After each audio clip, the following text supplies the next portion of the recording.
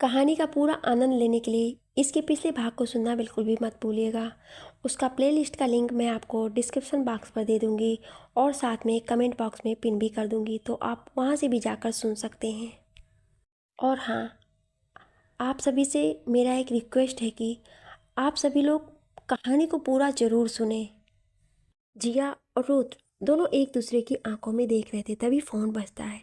रुद्राज देखता है तो टेबल पर रखा हुआ उसका फ़ोन बज रहा था, जिसमें उसके डैड का कॉल आ रहा था। वही कॉल की वजह से जिया और रुद्राज ने अपनी अपनी नज़रें फेर ली। रुद्राज फ़ोन लेकर बालकनी में चला गया था, वहीं जिया उठकर वॉशरूम में चली गई थी। वॉशरूम में आईने के सामने जिया खड़ी हुई थी और खुद को निहार रही थी। उसके सर पर पट्टी बंधी हुई थी और हाथ पैरों पर चोट लगी हुई थी। वहीं जिया ये सब सोच रही थी कि उसे याद आता है कि जब वो ड्राइवर के साथ एयरपोर्ट के लिए तैयार हो रही थी, उस बात को शायद आज 3-4 दिन से भी ज़्यादा हो गए हैं। अचानक से वॉशरूम के डोर को कोई जोरों से खटखटाता है। जिया थोड़ा डर जाती है, मगर तभी रूथ की आवाज़ आती है, जिया ओपन द डोर। जिया जाकर डोर खोलती है। सामने रूथ खड़ा हुआ था, जिसके चेहरे पर थोड़ी परेशानी थी। जिया, क्या हुआ? रूथ, तुम यहाँ क्या कर रही हो? अगर कुछ चाहिए है तो मुझे बताओ। जिया, डोंट वरी, मैं ठीक हूँ। रुद्र, वो तो दिख रहा है। उसके बाद रुद्र जिया को बेड पर वापस लेकर आता है और आराम से लेटने को बोल देता है और खुद भी वहीं लेट जाता है। कुछ देर दोनों ऐसे ही लेटे रहे, तभी जिया की आवाज़ आती है, अगर मैं मर जाती तो ये तो आपके लिए अच्छा होता ना, आपको छुटकारा मिल जाता मुझसे। रुद्र को जिया की बात सुनकर बहुत गुस्सा आया, लेकिन उसने एक गहरी सांस ली और कहा, रात काफ़ी हो गई है, सो जाओ। जिया कुछ नहीं कहती है और उठकर बालकनी में चली जाती है। रुद्र उसे जाते हुए देखता है और कुछ देर बाद वो भी बालकनी की ओर बढ़ जाता है। जिया वहीं रेलिंग के पास खड़ी थी और आसपास की चकाचौंध वाली दुनिया देख रही थी। यहाँ से ये सब लाइट जलती हुई काफ़ी अच्छी लग रही थी। हल्की हल्की ठंडी हो रही थी, मौसम को और भी ज़्यादा खुशनुमा बना रही थी।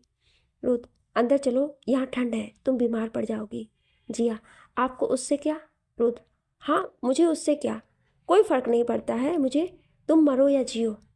Do you get that? इतना कहकर रुद्र तेजी से वहाँ से निकल जाता है। वहीं जिया घुटनों के बल बैठकर रोने लगती है। बीच सड़क पर गुस्से में रुद्र निकल तो आया था जिया को छोड़कर, मगर अब उसे खुद पर गुस्सा आ रहा था कि वो ऐसी हालत में कैसे जिया पर चिल्ला सकता है। धीरे धीरे रात बीत गई। रुद्र वहीं गाड़ी में बैठा रहा और जिया वहाँ रोते रोते सो गई। वहीं एक सुनसान रात में एक लड़की मोबाइल की टार्च से आगे बढ़ रही थी, तभी उसे एक गाड़ी खड़ी हुई मिलती है, जिसमें एक लड़का टिका हुआ खड़ा था। वो लड़की उस लड़के को देखकर खुश हो जाती है और उस गाड़ी की ओर दौड़कर चली जाती है। आसी, जो इस वक्त शिवांश के सामने खड़ी हुई थी और हाँप रही थी क्योंकि वो थोड़ी दूर से भागते हुए आई। आसी, तुम सच में पागल हो? ऐसी ऐसी सुनसान जगह पर कौन बुलाता है? शिवांश, जो कि आसी को एक तक देख रहा था और अचानक से आसी को अपने करीब खींच लेता है और उसे एक डीप किस करने लगता है। ये सब उतनी जल्दी हुआ कि आसी को सोचने और समझने का मौका ही नहीं मिला। कुछ देर बाद जब आसी को ये सब समझ आया तो वो शिवांश की छाती पर मुक्के की बरसात करने लगी, लेकिन शिवांश को तो जैसे कोई असर ही नहीं हो रहा था। अब आसी को धीरे धीरे सब कुछ समझ में आने लगा। शिवांश इस वक्त नशे में था। आसी ने से अब और रहा नहीं गया। उसको इस किस से सांस लेने में दिक्कत होने लगी थी, इसलिए उसने अपने नाखून शिवांश की छाती में चुभा दिए, या ये कहें कि उसने अपने नाखूनों से शिवांश की छाती पर नोच लिया। अब जाकर शिवांश ने आसी को आज़ाद किया तो वो जोर जोर से सांसें लेने लगी, जिससे शिवांश और भी ज़्यादा सीरियस होने लगा। शिवांश ने एक बार फिर आसी को अपनी ओर खींचा और उसके गले में अपना मुंह घुसा लिया और वहाँ उसे किस करने लगा। आसी, शिवांश प्लीज़ रुक जाओ, तुम होश में नहीं हो। शिवांश आसी की गर्दन से अलग हुआ और उसकी आंखों में देखते हुए कहने लगा, मुझे पता है कि मैं इस वक्त किसे किस कर रहा हूँ, मिस आसी। आसी, जब तुम्हें पता है कि मैं आसी हूँ तो ये सब क्यों कर रहे हो? Shivansh, because I am started falling for you, I am in love with you miss आसी। आसी, तुम अब सच में होश में नहीं हो। शिवांश, तुम नहीं समझोगी कि मैं क्या फील करता हूँ तुम्हारे लिए, कभी नहीं समझोगी तुम। आसी शिवांश को दूर धक्का देते हुए, क्या समझूँ मैं? पहले से ही तुम्हारी एक गर्लफ्रेंड है और तुम बोल रहे हो कि तुम मुझसे प्यार करते हो? शिवांश, मेरी गर्लफ्रेंड है, बस यही एक प्रॉब्लम है ना। फाइन, मैं उसे छोड़ दूंगा। शिवांश आशी के करीब आते हुए उससे ये सब बेहद नरमी से बोल रहा था। आशी, have you lost it? Shivansh, yes, I lost my mind, I lost my sleep, I lost my self. Shivansh आशी की गर्दन की ओर झुकते हुए उसे वहाँ किस करते हुए, आशी प्लीज़ बी माइन जान, I love you so much baby. आशी, शिवांश प्लीज़ दूर हटो, छोड़ो मुझे। शिवांश, नेवर। शिवांश आशी के और करीब आता जा रहा था, जिससे आशी को अब घबराहट होने लगी थी। तभी आशी अपनी पूरी ताकत से शिवांश को धक्का देती है और वहाँ से दौड़ते हुए भाग जाती है। शिवांश, जितना भागना है भाग लो, भाग कर आना तो मेरे पास ही है। खाली रोड पर आशी बस भागे जा रही थी। उसने एक बार भी पीछे मुड़कर नहीं देखा, वो बस भागे जा रही थी। भागते भागते उसकी सांसें फूलने लगी थी, लेकिन फिर भी भागे जा रही थी। उसे डर था कि कहीं अगर वो रुक गई तो शिवांश आकर उसे दोबारा से पकड़ ना ले। सुबह का समय, चिड़ियों की चहचहाहट से रुद्राज की नींद खुली। उसने देखा वो रोड के साइड में कार खड़ी किए हुए था। रुद्राज ने जल्दी कार की चाबी लगाई और घर की ओर निकल पड़ा। फिलहाल रुद्राज और जिया एक दूसरे के विला में रह रहे थे, जो कि रुद्राज का पर्सनल विला था। कार रुद्राज के विला के आगे आकर रुकती है। वो देखता है कि हर बार की तरह बहुत शांति थी विला में। घर के नौकर घर में काम में मसरूफ थे, वहीं गार्ड्स अपनी अपनी बंदूकें ताने खड़े थे। रुद्राज कार से बाहर आया और विला के अंदर बढ़ गया। उसके सर के काफ़ी तेज दर्द हो रहा था। ये रात का हैंगओवर था जो अभी तक नहीं उतरा था। रुद्राज, मलिक मलिक जो कि घर का केयर टेकर है, वो आगे आ जाता है और रुद्र के सामने सर झुकाकर खड़ा हो जाता है। Rudras, lemon water. इतना बोल रुद्र ऊपर की ओर चला जाता है। इस बार वो एक दूसरे कमरे में जाता है, जो कि वो कमरा बिल्कुल नहीं था जिसमें को और जिया थे रात में। रुद्र रूम में जाकर फ्रेश होने चला जाता है और फ्रेश होकर जब तक वो वापस आता है तो उस रूम में लेमन वाटर पहले से ही रखा मिलता है। रुद्राज जाकर वो लेमन वाटर पी लेता है और चेंज कर वहीं बैठकर अपने फ़ोन में ईमेल्स चेक करने लगता है। तभी रूम का डोर नॉक होता है। रुद्राज आने को बोल देता है। एक नौकर अंदर आता है। नौकर, सर, मैम कहीं नहीं मिल रही हैं। रुद्राज नौकर को देखता है और बिना कुछ कहे उठकर रूम में चला जाता है, जिस रूम में को और जिया थे रात में। रूम में जैसे ही रुद्र रूम में जाता है तो देखता है सब कुछ वैसे ही था जैसा रात में वो छोड़कर गया था। बेड भी बिखरा हुआ था, टेबल पर कुछ खाने के बर्तन रखे हुए थे। रुद्र ये सब इग्नोर कर बाथरूम में बढ़ जाता है, मगर जिया वहाँ भी नहीं होती है। तभी रुद्र की नज़र बालकनी की तरफ जाती है। वो कुछ सोचकर बालकनी की ओर कदम बढ़ा देता है। रुद्र गेट खोलने लगता है। बालकनी डोर लॉक था, मतलब जाहिर सी बात थी कि जिया बालकनी में ही है। रुद्र जोरों से गेट खटखटाने लगता है, लेकिन वहाँ से कोई रिप्लाई नहीं आता है। रुद्र वहाँ से वापस चला जाता है और अपने रूम से स्पेयर की लेकर आता है। स्पेयर की से जैसे ही रुद्र डोर खोलता है तो देखता है सामने ही सोफे पर जिया सोई हुई थी। जिया को देखते ही रुद्र की जान में जान आई। रुद्र ने आगे आकर जिया के कानों के हेडफोन्स हटाए और उसे गोद में उठाकर रूम के अंदर लेकर आया। जैसे ही रुद्र ने जिया को बेड पर लिटाया, जिया की नींद खुल गई और वो अपनी अध खुली आंखों से रुद्र को देखने लगी। रुद्र को देखते ही जिया ने उसे जोरों से हक कर लिया और उसे चिपक गई। रुद्र ने भी कुछ रिएक्ट नहीं किया और वैसे ही झुका रहा। रुद्र जिया की पीठ को सहलाने लगा, जिससे जिया को काफ़ी हद तक अच्छा लग रहा था। जिया रुद्र को छोड़कर ठीक से बेड पर बैठ जाती है और रुद्र का हाथ पकड़कर उसे बैठने का इशारा करती है। जिया का इशारा समझकर रुद्र बेड पर बैठ जाता है, मगर वो कुछ बोलता नहीं है, बस यहाँ वहाँ देखता रहता है। जिया, मुझे आपसे प्यार हो गया है। रुद्राज एक शॉक एक्सप्रेशन के साथ जिया को देख रहा था। तुम? जिया, कुछ मत बोलिए, मुझे आपसे कुछ नहीं सुनना है। आई नो आपको मेरे लिए कुछ फील नहीं होता है, लेकिन मैं अब और चुप नहीं रह सकती। उस दिन एयरपोर्ट पर मैं आपको यही बताने आ रही थी और फिर ये सब हो गया। रुद्राज, तुम मेरे साथ कोई गेम खेल रही हो? जिया, माना कि मैं बहुत गेम खेलती हूँ फ़ोन पर, लेकिन मैं किसी की फीलिंग्स के साथ गेम नहीं खेलती। I really love you. Rudras, please please अब रोना मत। जिया रुद्र के गले लग जाती है। रुद्राज, सच में प्यार है? जिया मासूमियत से, हाँ। रुद्राज दोबारा से जिया को अपने सीने से लगा लेता है। वो कुछ सोच ही रहा था कि तभी रुद्र का फ़ोन बजता है। रुद्र एक नज़र फ़ोन को देखता है, फिर जिया को। जिया, आप कॉल अटेंड करिए जब तक मैं वॉशरूम से आती हूँ। रुद्र, हाँ। उसके बाद जिया चली जाती है और रुद्र कॉल अटेंड करने बाहर चला जाता है। थोड़ी देर बाद रुद्र गार्डन में अभी भी फ़ोन पर बात कर ही रहा होता है। वहीं रूम में जिया एक बाथरोब पहने बाहर आती है, क्योंकि उसके पास कपड़े तो थे ही नहीं यहाँ। जिया रूम में खड़ी हुई थी, यही सोच रही थी, तभी उसकी नज़र वार्डरोब के तरफ जाती है। तो वहाँ से वार्डरोब की ओर बढ़ जाती है, इस तलाश में कि उसे शायद वहाँ कुछ पहनने लायक मिल जाए। लेकिन जब उसने वो वार्डरोब खोला तो वो देखती ही रह गई, क्योंकि वहाँ उसके लिए एक भी कपड़े नहीं थे। अगर था तो सिर्फ रुद्र की शर्ट और ब्लेजर का कलेक्शन था। वॉशरूम के अंदर जिया इस वक्त शावर के नीचे खड़ी थी और नहा रही थी। उसे मन में अजीब अजीब सवाल चल रहे थे, जैसे रुद्र उसके बारे में क्या सोच रहे होंगे, क्या रुद्र को उसकी बातों पर भरोसा होगा, और ना जाने क्या क्या। कुछ देर बाद जिया वॉशरूम से बाहर आती है तो उसे याद आता है कि उसके पास तो पहनने के लिए कोई ड्रेस ही नहीं है। वो कबर्ड में भी चेक करती है, मगर उसे वहाँ भी रुद्र के क्लॉथ्स के अलावा कुछ नहीं मिलता है। जिया वापस आती है और बेड पर बैठ जाती है, तभी उसे वहाँ सोफे पर एक शर्ट रखी हुई मिलती है।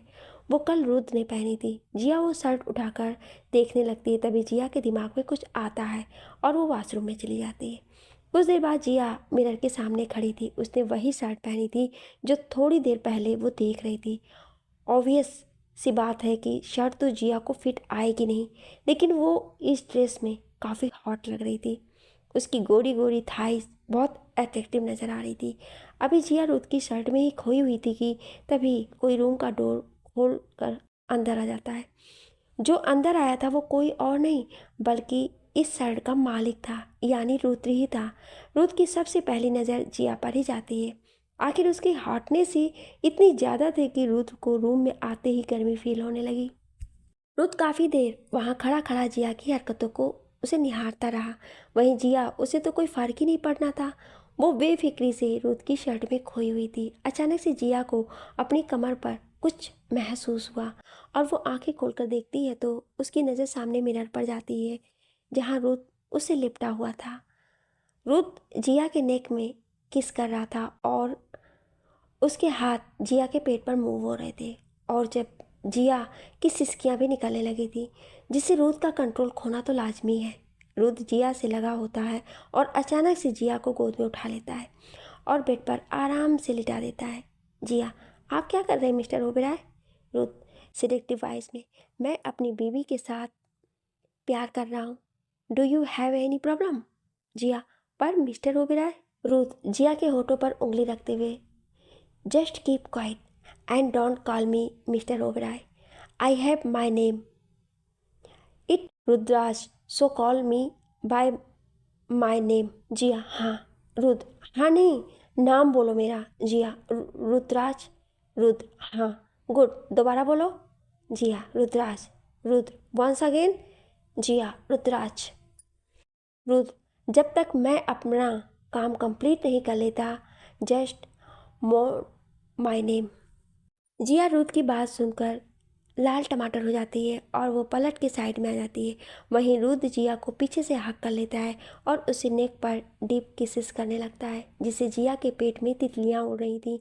रुद्र अपना एक हाथ जिया के पेट पर ले जा करके शर्ट के बटन खोलने लगता है। धीरे धीरे करके रुद्र ने सारे बटन खोल दिए थे। जिया अब आगे से पूरी नेक थी। वहीं रुद्र ने धीरे से जिया की शर्ट को उसके स्लीव से खींचा और उसे जिया के बदन से अलग कर दिया। अब जिया पूरी तरह से नेक्ट हो चुकी थी। जहाँ जिया लंबी लंबी सांसें ले रही थी और अपनी सिसकियों को कम करने के लिए अपने होठों को चबा रही थी, वो रुद्र जिया के पूरे शरीर को जी भर के निहार रहा था, क्योंकि ये शायद पहली बार ही होगा जब रुद्र जिया के इतने क्लोज होकर उसे इतने ध्यान से देख रहा है। वरना जब वो फर्स्ट टाइम इंटीमेट हुई थी तो वो ड्रग था, तो इसे ज़्यादा कुछ याद नहीं था। रुद्र जिया को सीधा लिटाता है और उसके ऊपर आ जाता है। वहीं जिया, जिसने अब तक अपनी आंखें बंद कर ली थी और वो भी अपनी लंबी लंबी सांसें ले रही थी, तभी रुद्र जिया के होठों पर अपने होठ रख देता है और उसे पैशनेट तरीके से किस करने लगता है। वहीं जिया भी उसका पूरा साथ दे रही थी।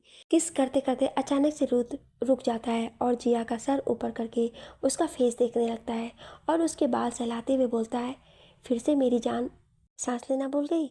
रुथ की बात सुन जिया अपनी आंखें खोलकर रुथ को देखने लगती है। वो ज़्यादा देर रुथ को नहीं देख पाती है क्योंकि उसे शर्म आ रही थी, इसलिए जल्दी ही वो अपना मुंह रुद्र की गर्दन में छुपा लेती है।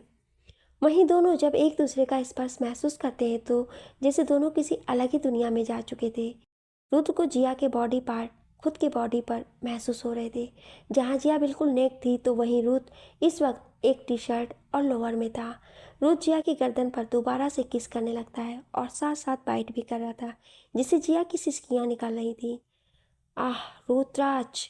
इतना सुनते ही रुद्राज ने अपनी साइड बढ़ा दी और पेशेंटली जिया की नेक को किस करने लगा। एक हाथ जिया के नेक पर थी, वहीं दूसरे हाथ से रुद्र अपनी टी शर्ट निकाल रहा था। कुछ ही देर में दोनों बिल्कुल नेक्ड हो चुके थे और दोनों की गर्म शरीर एक दूसरे को महसूस कर रहे थे।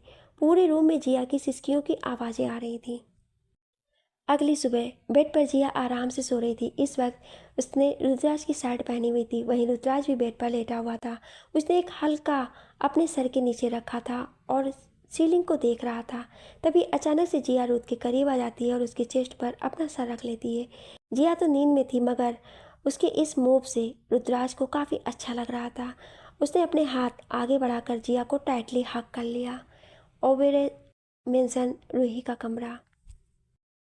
रूही इस वक्त आईने के सामने खड़ी थी और उसके हाथ में एक प्रेगनेंसी किट था जिस पर 2 लाइन दिखा रही थी, जिसका मतलब था वो प्रेग्नेंट थी। रूही बार बार इस किट को देख रही थी और अब उसकी आंखों से आंसू निकलने लगे थे। शिट शिट, ये सब क्या हो गया मुझसे? इतनी बड़ी गलती! मैं अब सबको फेस कैसे करूँगी? क्या कहूँगी सबसे? रूही ये सब बहुत ही दुखी स्वर में बोल रही थी। प्रेगनेंसी टेस्ट के पॉजिटिव आने से रूही बहुत दुखी थी, उसे बहुत चिंता हो रही थी। अभी रूही रो ही रही थी कि तभी उसका फ़ोन बजता है। किसी का कॉल आ रहा था। रूही अब उठकर अपना फ़ोन टेबल से उठाती है और उस पर फ्लैश हो रहे नाम को देखती है जिस पर सो रहा था माई हार्ट। रूही ये नाम पढ़ते ही एक खुशी की लहर उसके चेहरे पर आ जाती है, मगर वो जल्द ही उसे छुपाकर कॉल पिक करती है। सामने से एक लड़के की आवाज़ आती है, हेलो रूही। हेलो, आप कहाँ हैं? मुझे आपसे आज ही मिलना है। रूही एक ही सांस में सब कुछ बोल देती है। वहीं वो सामने वाला लड़का उसे बताता है कि वो आज बिजी है, वो उसे कल मिलने आएगा। मगर रूही नहीं मानती और उसे मिलने के लिए जिद करने लगती है, जिससे वो इंसान हार मान जाता है और उसे शाम को एक कैफ़े में मिलने को बुलाता है। रूही भी हाँ कह देती है और उसके बाद फ़ोन कॉल कट हो जाता है। तो आप सबके मन में ये सवाल ज़रूर आ रहा होगा कि आखिर कौन है ये आदमी जिसका रूही के साथ अफेयर चल रहा है और आखिर रूही किसके बच्चे की माँ बनने वाली है। तो ये सवाल जानने के लिए आगे सुनते रहिए मेरे साथ। हॉस्पिटल में जिया आज हॉस्पिटल में आई हुई थी। आज वो रोज़ के मुकाबले काफ़ी खुश नज़र आ रही थी। उसके चेहरे पर कल रात के रोमांस का एक अलग ही ग्लो छाया हुआ था। कुछ पेशेंट्स को चेक करने के बाद जिया आशी के केबिन की ओर बढ़ जाती है क्योंकि उसने काफ़ी दिनों से आशी से बात नहीं की थी। लेकिन वो जैसे ही केबिन खोलती है तो देखती है कि आज केबिन की लाइट्स ऑफ थी और कोई भी केबिन में नहीं था। जिया को थोड़ा स्ट्रेंज लगता है क्योंकि ऐसा बहुत कम होता था कि आशी हॉस्पिटल ना आई हो। जिया केबिन का डोर बंद कर रिसेप्शन पर जाकर आशी के बारे में पूछती है और उसे सब बताते हैं कि आशी 2 दिन से हॉस्पिटल नहीं आती है। जिया आशी को फ़ोन ट्राई करती है मगर वो भी अनरीचेबल आ रहा था। एयरपोर्ट पर एक लड़की जिसने अपना पूरा चेहरा ढका हुआ था, वो जल्दी जल्दी एयरपोर्ट के अंदर जा रही थी और चेक इन करके जल्दी से लंदन की जाने वाली फ़्लाइट में बैठना चाहती थी। मगर वो ऐसा कर पाती, लेकिन उससे पहले ही कुछ गार्ड्स ने आकर उस लड़की को बेहोश किया और उसे अपने साथ ले गए। शाम का वक्त एक बड़े से किंग साइज बेड पर आशी एयरपोर्ट वाली लड़की लेटी हुई थी। वहीं उसके पास में शिवांश बैठा हुआ था जो इस वक्त हल्के गुस्से में नजर आ रहा था। शिवांश ने ही आशी को किडनैप करवाया था क्योंकि उसे पता चल चुका था कि आशी इस कंट्री को छोड़ने की प्लानिंग कर रही है, इसलिए उसने आशी को एयरपोर्ट से उठवा लिया। लेकिन उसके गार्ड्स ने आशी स्लीप का ओवरडोज वाला इंजेक्शन लगा दिया और जिस वजह से आशी अभी तक होश में नहीं आई है और इसी वजह से शिवांश गुस्से में बैठा था। कुछ ही देर में एक गार्ड के साथ एक डॉक्टर रूम में एंटर करते हैं। वहीं शिवांश उन्हें आशी को चेक करने का इशारा करता है और खुद वहाँ से हटकर थोड़ी दूर खड़ा हो जाता है। कुछ ही देर में डॉक्टर आशी को चेक कर लेते हैं। शिवांश, क्या वो ठीक है? डॉक्टर, ये बिल्कुल ठीक है, इन्हें कल सुबह तक होश आ जाएगा। शिवांश, ओवरडोज लेने के बाद इसे कोई साइड इफ़ेक्ट तो नहीं होंगे ना? डॉक्टर, साइड इफ़ेक्ट तो नहीं होंगे, बट हाँ, कल जब ये उठेंगी तो इनके बॉडी में थोड़ा सा पेन होगा। उसके लिए मैं आपको कुछ मेडिसिन दे रहा हूँ, आप वो मेडिसिन इन्हें कल सुबह दे दीजिएगा। शिवांश, ओके। कुछ देर बाद डॉक्टर चले जाते हैं। वहीं शिवांश भी आशी को एक नज़र देखकर अपने काम के लिए स्टडी रूम में चला जाता है। वहीं हॉस्पिटल में पूरा दिन सर्जरीज और पेशेंट की सारी निकालने के बाद जिया अभी हॉस्पिटल से बाहर निकली ही थी कि उसके सामने एक लग्जरी कार आकर रुकी। जिया पहले तो समझ नहीं पाई कि कौन। उसके बाद जब उसमें से एक हैंडसम आदमी बाहर आया तो जिया उसे देखती ही रह गई। शाम का समय, रूही इस वक्त एक कैफ़े में बैठी हुई थी। उसने एक वाइट लॉन्ग फ्रॉक पहनी हुई थी और एक दुपट्टे से अपना फेस अच्छे से कवर करके रखा था, जिससे कोई भी उसे पहचान ना पाए। अभी कुछ ही समय हुआ तो एक आदमी आकर रूही के सामने वाली चेयर पर बैठ जाता है, जिससे मास्क पहना हुआ था, मगर रूही उसे देखकर तुरंत पहचान गई। रूही, आप आ गए? अनजान आदमी, हाँ, तुमने इतनी जिद करके बुलाया तो था, बताओ अब क्या कहना है? रूही, यहाँ नहीं, आपकी कार में चलकर बात करें? अनजान आदमी, ठीक है, आओ। रूही वहाँ से उठकर उस आदमी के साथ जाने लगती है और कुछ ही कदम चलते ही वो दोनों कार के पास आ जाते हैं। कार इस वक्त पार्किंग लॉट में पार्क थी, तो वहाँ आसपास शांति ही थी। दोनों कार के अंदर बैठे हुए थे और एक दूसरे को देख रहे थे। वहीं रूही ने अपने फेस से वो दुपट्टा हटा दिया, जिस वजह से उसका फेस अब क्लियरली नज़र आ रहा था, मगर उस अनजान आदमी ने अभी भी अपने फेस पर मास्क लगाया हुआ था। अनजान आदमी, बोलो रूही, क्यों बुलाया है मुझे यहाँ? पता है मैं कितना ज़रूरी काम छोड़कर आया हूँ? रूही, आपके पास काम के अलावा और कुछ भी होता है? फॉरेस्टेड होते हुए रूही बोलती है। अनजान आदमी, सिमोन यार, अब मेरा काम ही ऐसा है तो क्या करूं? रूही, आपके पास जरा सा भी टाइम नहीं है मेरे लिए। जब से काम काम और काम, मैं कहाँ हूँ आपकी लाइफ में? जब आपको ज़रूरत होती है तब आप अपनी मर्ज़ी से मेरे पास आते हैं, वरना वरना तो आप मेरे कॉल भी पिक नहीं करते हैं, और अगर गलती से फ़ोन उठा भी लिया तो बाद में कॉल करता हूँ बोलकर कट कर देते हैं। उसके बाद आपका बाद ना जाने कब आता है। अनजान आदमी, रूही, यू नो व्हाट, अगर तुमने मुझे यहाँ ये सब शिकायतें करने के लिए बुलाया है तो बहुत गलत बुलाया है, बिकॉज सच में यार मैं बहुत ज़रूरी काम छोड़ कर आया हूँ। रूही, अचानक से रूही रोने लगती है और अपने दोनों हाथों से अपने चेहरे को छुपाकर रोने लगती है। बस काम काम और काम, मैं कोई नहीं हूँ आपकी। रूही को रोता देख शायद उस अनजान आदमी का दिल पसीज जाता है और वो अपनी सीट से थोड़ा आगे होकर रूही को कंसोल करने की कोशिश करता है। वो अनजान आदमी रूही के कंधे पर हाथ रखकर उसके बालों को सहलाने लगता है और कहता है, प्लीज़ ऐसे मत रो, मुझे सच में ये अच्छा नहीं लग रहा है। रूही, ये आंसू आपकी वजह से ही है। अनजान आदमी, ओके, आई एम सॉरी। देखो, मैं अपने कान पकड़कर तुम्हें सॉरी बोल रहा हूँ। रूही थोड़ा गुस्से में, आप बहुत गंदे हैं, पहले मुझे रोकते हैं और उसके बाद सॉरी बोलते हैं। अनजान आदमी, अच्छा देखो, मैंने तुम्हें रुलाया है ना, तो मैं ही तुम्हें मनाऊंगा। बताओ कहाँ जाना है, क्या खाना है, क्या करना है, इनफैक्ट आज का पूरा दिन हम साथ में स्पेंड करेंगे, ओके? रूही नामे सिर हिला देती है। अनजान आदमी, अच्छा तो तुम बताओ तुम्हें क्या करना है, हम वही करेंगे। रूही, पक्का? अनजान आदमी, हाँ पक्का। रूही, मुझसे शादी कर लो। अनजान आदमी, व्हाट? रूही, हाँ प्लीज़ शादी कर लो मुझसे, वरना वरना बहुत देर हो जाएगी। अनजान आदमी, देखो रूही, मैं शादी करूँगा बट अभी नहीं, हम कुछ समय बाद सबको हमारे बारे में बता देंगे एंड फिर शादी कर लेंगे। रूही, कुछ टाइम बाद तो वैसे भी सबको पता चल ही जाना है। अनजान आदमी, क्या? रूही, हाँ मैं प्रेग्नेंट हूँ। अनजान आदमी, व्हाट? रूही, हाँ इसलिए मैं बोल रही हूँ, प्लीज़ मेरे साथ घर चलो और सबको सब कुछ बता दो और मुझसे शादी कर लो। अनजान आदमी, तुम्हारा दिमाग खराब हो गया है रूही? रूही, आप कैसे बात कर रहे हैं? अनजान आदमी, यही सही तरीका है तुमसे बात करने का, तंग आ गया हूँ तुम्हारी चोचलों से। फ़ोन करो, बात करो, टाइम स्पेंड करो, ये करो वो करो। अरे यार मेरी भी तो लाइफ है, मेरे पास तुम्हारे अलावा और भी बहुत कुछ ज़रूरी काम है। रूही बस वहाँ बैठी बैठी रो रही थी। आप आप ऐसे क्यों बोल रहे हैं? अनजान आदमी, यू नो व्हाट रूही, अब ना तो मेरे तुमसे कुछ लेना देना है, ना ही तुम्हारे इस पेट में पलने वाली औलाद से। और भगवान जाने किसका बच्चा है।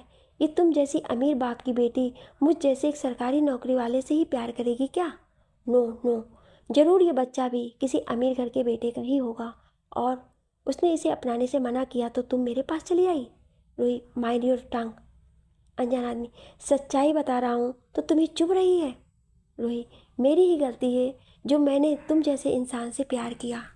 शर्म आती है मुझे खुद पर कि मैंने तुम जैसे घटिया इंसान से प्यार किया। अनजान आदमी, शर्म आ गई ना? देन गेट आउट, निकल जाओ यहाँ से।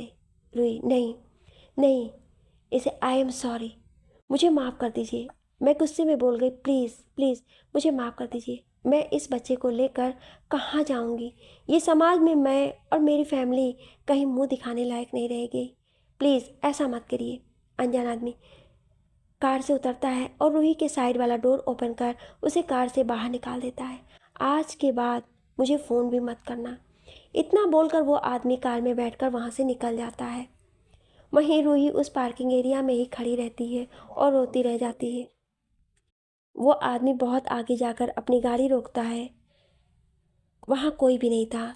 जोर से अपना हाथ स्टीयरिंग व्हील पर मारता है। शिट शिट, ये क्या कर दिया मैंने? मैं ऐसा नहीं करना चाहता था। उसकी आंखों में पछतावा नजर आ रहा था। मैं सच में तुमसे बहुत प्यार करता हूँ रूही, लेकिन तुम्हारे इस भाई रुद्राज सिंह ओबेरॉय से नफरत है मुझे। लास्ट लाइन बहुत नफरत से बोलता है।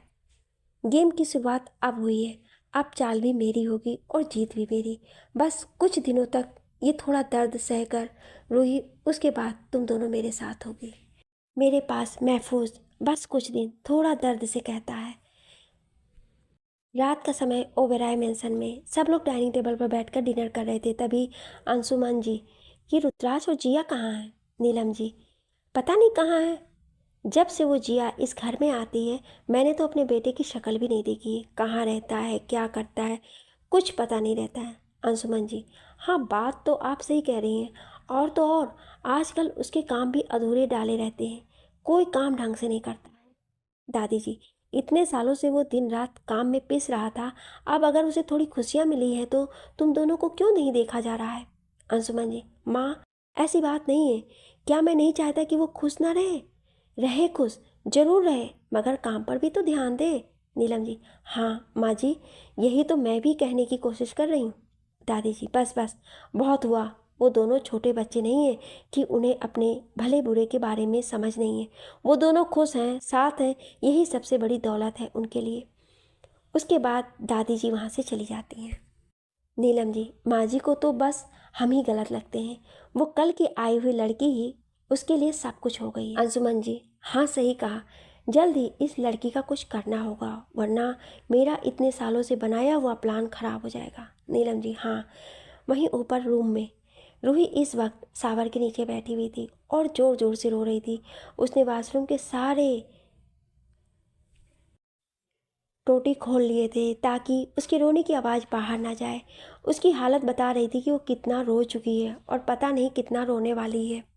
शिवांश के बंगले में काफ़ी टाइम बाद अभी आशी को होश आया और वो अपना सर पकड़कर कुछ देर पहले हुए उस इंसिडेंट के बारे में सोच रही थी कि आखिर क्या हुआ था और कैसे हुआ था। अभी वो उठी ही थी कि तभी उसकी नज़र दीवार पे लगे हुए बड़े से फ़ोटो पर गई, जो किसी और की नहीं बल्कि शिवांश की खुद की थी। उस फोटो को देखने के बाद जैसे आशी किसी बर्फ़ की पहाड़ी के नीचे दब गई हो। उसे ऐसा लग रहा था कि क्योंकि जिस आदमी से वो आज दूर जाना चाहती थी उसने ही उसे किडनैप कर लिया। आशी का मन कर रहा था कि अभी भूकंप आ जाए और उसे यहाँ से उड़ाकर कहीं दूसरे देश में फेंक दे, मगर ये नामुमकिन था। आशी ने एक बार और नज़र दौड़ाई तो उसने देखा कि रूम काफ़ी बड़ा और लग्जरियस था। रूम में शिवांश की सिर्फ एक ही तस्वीर थी जो उस दीवार पर लगी हुई थी, वरना पूरे रूम में आशी की तस्वीरें लगी थी। ये सब देखने के बाद तो आशी को सच में लग रहा था कि अब तो सच में बवंडर आ जाएगा और वो उसमें समा जाए, लेकिन उसकी किस्मत ऐसा होना नामुमकिन ही था। रूम का दरवाज़ा खुलता है और शिवांश अंदर आता है अपने कुछ नौकरों के साथ, जिनके हाथों में इस वक्त खाने की अलग अलग वैरायटी वाली डिशेस थी, जिन्हें देखकर आशी के मुंह में पानी आ गया और उसे एक ही बार में सब खाने का मन कर रहा था। शिवांश इशारा करता है जिससे वो नौकर सारा खाना वहीं टेबल पर लगाकर चले जाते हैं। वहीं आसी उसकी नज़र अभी भी खाने पर ही थी। अब आखिर वो ना जाने कब से सो रही थी और ना जाने कब से भूखी थी। शिवांश बखूबी जानता था कि इस वक्त उसकी भुक्कड़ गर्लफ्रेंड को बहुत भूख लग रही है, इसलिए वो बिना कुछ कहे वहीं टेबल के पास रखे सोफे पर बैठकर खाना खाना शुरू कर देता है। आसी मन में, ये मुझसे बिना पूछे खाना खाने लगा, मुझसे पूछ ही लेता है एक बार। शिवांश समझ रहा था कि इस वक्त आसी के मन में क्या चल रहा है। वो खाने की प्लेट उठाकर आसी के पास ले जाता है और खाने में से एक बाइट लेकर उसकी तरफ बढ़ा देता है। कुछ देर आसी खाने को देखती है और उसके बाद खा लेती है। ऐसे ही शिवांश ने पूरा खाना आसी को खिला दिया। खाना खत्म होने के बाद आसी कहती है, तुम्हें खाना नहीं खाना? शिवांश, तुमने मुझे खाना खाने के लिए बोला ही क्या? आसी, अच्छा, पर अब बोल रही हूँ, खा लो। शिवांश, हाँ। कुछ देर बाद शिवांश ने भी डिनर किया और नौकर आकर खाने की प्लेट्स ले गए। आसी बेड पर बैठी हुई थी और सोच रही थी कि अब वो क्या करे। तभी शिवांश का फ़ोन रिंग करता है और वो बात करते हुए रूम से बाहर चला जाता है। वहीं आसी अब आराम से बेड पर लेट जाती है और कुछ समय में ही उसे नींद की आगोश में चली जाती है। वहीं रात का समय, जिया और रुथ दोनों भी एक खुली जगह पर बैठे हुए थे और आराम से डिनर कर रहे थे। वो एक रेस्टोरेंट का सबसे ऊपर का हिस्सा था जहाँ जिया और रुथ बैठे हुए थे। वहाँ आसपास रेड रोजेस और कैंडल से डेकोरेट किया गया था जो माहौल को खुशनुमा बना रहे थे। जिया और रुथ दोनों बैठकर आराम से डिनर कर रहे थे। तभी जिया, तो बताइए मिस्टर ओबेरॉय कि आज आप इतने रोमांटिक मूड में क्यों हो? रुथ, क्यों, तुम्हें मेरा ये रोमांटिक मूड पसंद नहीं आया क्या? जिया, नहीं ऐसी बात नहीं है, मैं बस। रुद्राज, मैं बस क्या? जिया, अरे कुछ नहीं, लिव इट। रुद्राज धीरे से स्माइल करता है। जिया, वो स्माइल नोटिस कर लेती है। आपने स्माइल किया? आप स्माइल कर लेते हो? रुद्राज, हाँ। तो मैं क्या कोई एलियन हूँ जो स्माइल ही नहीं कर सकता? जिया, हाँ, मेरे लिए तो आप एलियन ही हैं, वो भी बिना हंसने वाले एलियन। रुद्राज, शट अप जिया। जिया फिर भी हंसी जा रही थी। रुद्राज, जिया पहले खाना खा लो, उसके बाद हंस लेना, वरना खाना गले में अटक जाएगा। जिया, अरे नहीं। जिया इतना ही बोल पाती है कि अचानक से उसको खांसी आने लगती है, जिससे जिया अपने चेस्ट पर हाथ रखकर खाने लगती है। रुद्र थोड़ा गुस्से में और केयरिंग वाइज में, देखा, मैंने कहा था ना, कितनी इनरिस्पॉन्सिबल हो तुम। जिया, पानी। रुद्र टेबल की ओर देखता है, वहाँ गिलास रखे हुए थे, उसमें से रुद्र एक गिलास उठाकर जिया की ओर बढ़ा देता है। जिया झट से पानी पी जाती है। जिया, ये कितना अजीब है। Rudra, feeling better? जिया, हाँ। रुद्र वो गिलास लेकर दोबारा टेबल पर रख देता है। कुछ देर बाद दोनों का डिनर खत्म होता है और दोनों घर जाने के लिए निकलने लगते हैं। वहीं जिया का थोड़ा थोड़ा सर घूम रहा था। तभी रुद्र का फ़ोन बजता है, जिसे देख रुद्र जिया से एक्सक्यूज़ लेकर साइड में जाकर बात कर लेता है।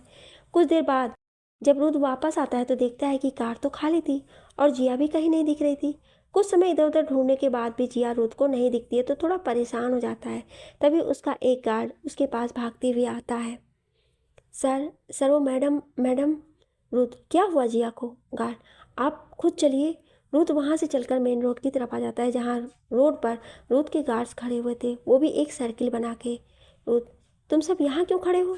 जैसे ही रुद्र उन गार्ड्स के पास पहुँचता है तो देखता है कि जिया वहीं नीचे रोड पर लेटी हुई थी और कुछ बड़बड़ा रही थी। रुद्र को जिया को देखकर बहुत गुस्सा आता है। गार्ड्स, जाओ यहाँ से। रुद्र जमीन पर अपना एक घुटना रखकर बैठ जाता है और जिया को उठाने लगता है। जिया उठो, हमें घर जाना है। जिया अपनी अधखुली आंखों से रुद्राज को देखकर, I love you Rudras, I love you so much. Rudras ने जैसे ही जिया के मुंह से ये वर्ड सुना, उसका गुस्से में जल रहा लाल चेहरा बिल्कुल समुंदर की तरह शांत हो गया। रुद्र झुककर जिया को गोद में उठा लेता है। तब उसे समझ आता है कि जिया ने ड्रिंक की है। तुमने ड्रिंक की है? जिया, पागल हो क्या, मैं ड्रिंक क्यों करूँगी? मुझे पता है ड्रिंक करना अच्छी बात नहीं होती है। रुद्र, तो फिर तुम्हारे पास रेड वाइन की स्मेल क्यों आ रही है? जिया टीस करते हुए, शायद आपको मेरी स्मेल रेड वाइन जैसी लग रही है। रुद्र, बहुत शैतान होती जा रही हो तुम। ऐसी ही बातें करते हुए दोनों कार के पास पहुंच गए जहां ड्राइवर पहले से ही गेट खोले खड़ा हुआ था। रुथ ने जिया को कार में आराम से बिठाया और खुद भी बैठा। कुछ ही समय में कार वहां से निकल गई। कुछ देर बाद रुथ फोन पर किसी से बात कर रहा था, वहीं जिया रुथ के सीने से लगी थी। रुथ का एक हाथ जिया की पीठ पर था जिससे वो उसे सुलाने की कोशिश कर रहा था, मगर जिया तो जिया थी और अब तो वो नशे में भी थी। जिया एक हाथ बढ़ाकर रूथ के लिप्स पर रख देती है और उसे इशारा करती है किस करने का। रूथ भी एक सॉफ्ट किस जिया के हाथों पे कर देता है। जिया जल्दी हाथ पीछे कर लेती है। कुछ समय फिर यूं ही बीत जाता है और जिया फिर से अपना दूसरा हाथ लेकर रूथ के होठों पर रख देती है। रूथ फिर से किस कर देता है। ऐसे ही कुछ समय तक चलता रहा, मगर रूथ ने कॉल डिस्कनेक्ट नहीं किया, जिससे जिया अब इरिटेट हो चुकी थी। जिया उठकर रूथ की गोद में बैठ जाती है, जिससे दोनों के चेहरे बेहद करीब हो गए थे। वहीं जिया के इस एक्शन से रुद्र और आगे बैठा ड्राइवर दोनों ही शॉक में थे। रुद्र आगे बढ़कर कार का पार्टीशन ऑन करता है और जिया के फेस को घूरने लगता है। ओबेरॉय मेंशन। रुद्र की कार मेंशन के बाहर आकर रुकती है। वहीं गार्ड्स आकर कार का गेट खोलता है, जिसमें से रुद्र बाहर आता है, जिसकी गोद में जिया थी, जिसके हाथ बंधे हुए थे, वो भी रुद्र की टाई से। फ्लैशबैक। जिया अचानक से रुद्र की गोद में आकर बैठ जाती है, जिससे कार चलाने वाला ड्राइवर और मिस्टर रुद्र दोनों ही शॉक में थे। वहीं रुद्र आगे बढ़कर कार का पार्टीशन ऑन कर देता है और जिया को घूरने लगता है। वहीं जिया रुद्र के घूरने को इग्नोर करके आगे बढ़कर रुद्र के लिप्स को किस करने लगती है और समय के साथ किसी पैशनेट किस में होती जा रही थी। इनफैक्ट रुद्र भी अब इस किस में शामिल हो गया था। दोनों की धीमी धीमी सांसों का शोर कार में सुनाई दे रहा था। तभी अचानक से जिया रुथ से अलग हो जाती है, क्योंकि उसे अब सांस लेने में दिक्कत होने लगी थी। और रुथ जिया को देख रहा था, जिसका चेहरा टमाटर से भी ज़्यादा लाल हो गया था। ज़्यादा देर सांस न ले पाने के कारण रुथ आगे बढ़कर जिया के गाल पर एक किस करता है। वहीं जिया अपनी गर्दन ऊपर की ओर उठा देती है। रुथ उसे गर्दन में भी किस कर दी। जिया का इशारा समझते हुए रुथ आगे बढ़कर उसे किस कर देता है, जिससे जिया की हल्की सिसकियां निकल रही थी। अब जिया के हाथ रूथ की शर्ट पर चले जाते हैं और वो रूथ के सीने से होते हुए उसके पेट पर आ गई। उसी के बाद उसके सिक्स पैक एब्स को टच करने लगी। वहीं रूथ इस बात से बेखबर आराम से जिया के नेक को शक कर रहा था। जिया के हाथ रूथ के प्राइवेट पार्ट के ऊपर चले गए। रूथ को जैसे कुछ फील हुआ और उसने तुरंत जिया का हाथ देखा। जहाँ जिया धीरे धीरे स्माइल कर रही थी, तो वहीं रूथ हल्के गुस्से में था। रूथ ने आगे बढ़कर जिया का हाथ हटाया, लेकिन उसे हाथ को बार बार जाकर वहीं रुक जा रहे थे। इसलिए रूथ ने अपनी टाई निकाली और जिया के हाथों को बांधकर उसे अपनी गोद में ढंग से बैठाया। Flashback and. वहाँ जितने भी गार्ड्स खड़े थे वो सब अपना सर नीचे किए हुए, मगर उन्हें भी समझ आ रहा था कि उनके सर को अब बेशुमार वाला प्यार हो गया है। कुछ ही देर में रूथ और जिया रूम में आ गए। रूथ ने जिया को बेड पर बैठाया और उसके हाथ खोल दिए। वहीं जिया अब मुंह फुलाए बेड पर लेटी हुई थी। एक नज़र जिया को देखने के बाद रूथ चेंज करने चला गया। अगली सुबह रूथ की बाहों में कैद होकर जिया आराम से सो रही थी। उसे दुनिया की कोई खबर नहीं थी जब तक उसका फ़ोन नहीं बजा। कुछ रिंग्स के बाद कॉल कट गया, मगर जल्द ही दोबारा बजने लगा। इस बार जिया ने उठकर फ़ोन उठाया तो देखा आसी उसे कॉल कर रही थी। जिया कॉल पिक करती है। आसी, कब से कॉल कर रही हो? कॉल क्यों नहीं उठा रही थी? जिया, सॉरी, वो सो रही थी। आसी, ठीक है, अब उठ जाओ और हॉस्पिटल आओ, मुझे तुम्हें बहुत ज़रूरी बात बतानी है। जिया, हाँ ठीक है, आती हूँ, लेकिन कल कहाँ थी तुम? कल मैंने तुम्हें कितने फ़ोन किए थे? आसी, सब बताऊँगी, पहले हॉस्पिटल तो आ। जिया, ठीक है, आती हूँ। Call end. Jiya phone side में रखकर अपना सर पकड़ लेती है, क्योंकि उसे सर में काफ़ी दर्द हो रहा था। उसे हैंगओवर हो रहा था। तभी जिया को महसूस होता है कि कोई उसकी गर्दन पर सॉफ्ट किस कर रहा है। उसे पता था कि उसका माफिया पति ही है। रुथ, कल रात तुमने मुझे बहुत परेशान किया, अब मैं सारा बदला लूँगा कल का। जिया, मैंने क्या किया था? रुथ, बताऊँगा ना तो शॉक में चली जाओगी। मिसेस ओबेरॉय। जिया, ऐसा भी क्या किया था? रुथ जिया के कान के पास आकर, लास्ट नाइट यू वरना शक माई प्राइवेट पार्ट। जिया, हिस, छी, शट अप, झूठ मत बोलो, मुझे अच्छे से याद है ऐसा कुछ नहीं किया था मैंने। रुथ, झूठ नहीं बोलता हूँ मैं। जिया, अच्छा, लेकिन इस मामले में आप झूठ बोल रहे हैं। मैं अपने आप को बहुत अच्छी तरह जानती हूँ, मैं ऐसा कर ही नहीं सकती। Ruth, okay leave it, tell me, do you wanna now? Jiya, is no way, just shut up. Ruth, मुझे पता था कि मेरी बोल्ड बेबी सिर्फ नशे में ही होती है, बाकी टाइम तो वो बस इस शट अप और शर्माने में ही निकाल देती है। तभी रुद्राज का फ़ोन बजता है, जिसे लेकर वो बालकनी में चला जाता है। कुछ देर बाद मिरर के सामने जिया खड़ी होकर अपनी मांग भर रही थी कि तभी रुद्र आ जाता है, जो कि पूरा पसीने से नहाया हुआ था, क्योंकि वो पिछले 1 घंटे से वर्कआउट कर रहा था। Rudra, oh someone looking so hot. Rudra जल्दी से जाकर जिया के गाल पर एक किस करता है और उसके बाद बाथरूम में चला जाता है। वहीं जिया रेडी होकर रूम में डाले हुए सोफे पर बैठ जाती है और हॉस्पिटल की कुछ फाइल्स को चेक करने लगती है। जिया की बॉन्डिंग अभी घर वालों से इतनी नहीं हुई थी कि वो बिना रुद्राज के उनके पास जा सके, और वैसे भी उसे अपने ससुर जी से कुछ ज़्यादा ही डर लगता था। और जिया की सासू माँ तो एक विलेन, इसलिए जिया ने रुद्र के साथ ही नीचे जाना बेहतर समझा। आगे की कहानी जानने के लिए सुनिए अगले भाग में। Thank you.